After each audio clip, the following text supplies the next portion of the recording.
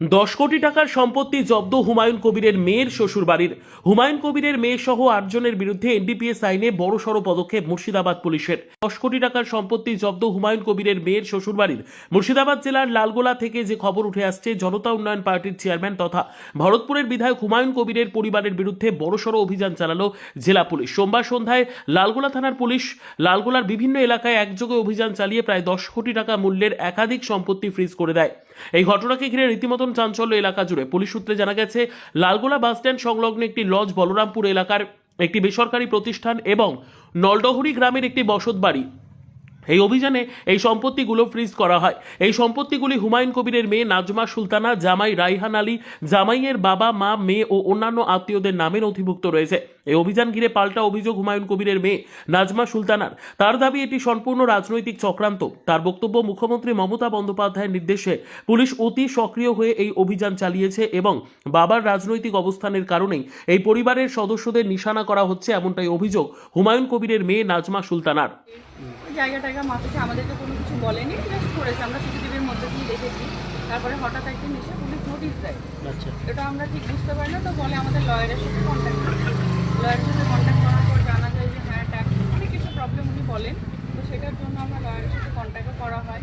তো আজকে তারপরে আবার কিছু কেসও লড়া হয় আমাদের হাইকোর্টে। তো লড়ার পরে এখন আবার কালকে পরশু দিন এসেছিলো, তো বললো যে বাড়িতে নাকি নোটিশ আসবে। তো ব্যাপারটা হচ্ছে, আমার শ্বশুরমশাই বিজনেসম্যান, হাজব্যান্ডও আমার শ্বশুরমশাই বিজনেসই দেখে, আলাদা করে কিছু করেন না। আমি হচ্ছে নাজমা সুলতানা, হুমায়ুন কবিরের মেয়ে। আচ্ছা। যেটা এখন তৃণমূলের প্রাক্তন পার্টিতে ছিল এখন। মানে তো রানিং তো বিধায়ক আছেন। বিধায়ক, হ্যাঁ। তো এই লাইটটা আমার সামনে নিয়ে হ্যাঁ, জনতা উন্নয়ন পার্টির চেয়ারম্যান। তো ব্যাপারটা, প্রবলেমটা হচ্ছে আমার বাবাকে সামনে রেখে এই জিনিসটা করা হচ্ছে।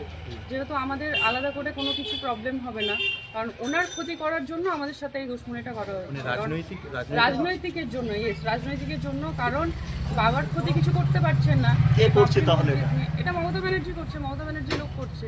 কারণ আমাকে হাইলাইট করা যে মেয়ে বিজনেসম্যানের বাড়িতে বিয়ে হয়েছে, মেয়ের বিজনেসম্যান, আর মেয়ের নিজের প্রপার্টি আছে, আর মেয়ের প্রপার্টি থাকতেই পারে। কারণ আজকাল সবাই ভালো জায়গায় মেয়ের বিয়ে দেয়। শ্বশুরের কিছু থাকলে মেয়েকে তো দেবে। তাহলে আমাকে হাইলাইট করা, আমার হাজব্যান্ডের কি আছে, আমার হাজব্যান্ডের কটা গাড়ি আছে, কটা বাড়ি আছে, আমার কটা জায়গায় সম্পত্তি আছে, এগুলোকে নিয়ে হাইলাইট করে আমাদেরকে ফাঁসানোর একটাই রিজন হচ্ছে যে আমার বাবাকে নিচে নামাতে চাওয়া। পরবর্তীতে আপনারা কোর্টে যাবেন আবার? সেটা তো বলা যাচ্ছে না যে পরবর্তীতে কোথায় যাচ্ছি, কি করছি, পরিস্থিতি অনুযায়ী দেখা যাবে। কিন্তু এটা শুধুমাত্র ফাঁসানোর জন্য হচ্ছে। আচ্ছা, পুলিশ যেটা দাবি করছে যে এটা ভারত সরকারের অর্থ দপ্তর থেকে বাজেয়াপ্ত করার নির্দেশিকা এসছে, হ্যাঁ, কি বলবেন? মানে রাজ্য সরকার না, এটা নাকি কেন্দ্রীয় সরকারের নির্দেশিকা? কেন্দ্র সরকারের নির্দেশে, কিন্তু এটা রাজ্য সরকারের পুরোপুরি হাত আছে। এটা রাজ্য সরকারই করাচ্ছে। মানে রাজনৈতিক চক্রান্ত দেখছেন? রাজনৈতিক চক্রান্ত।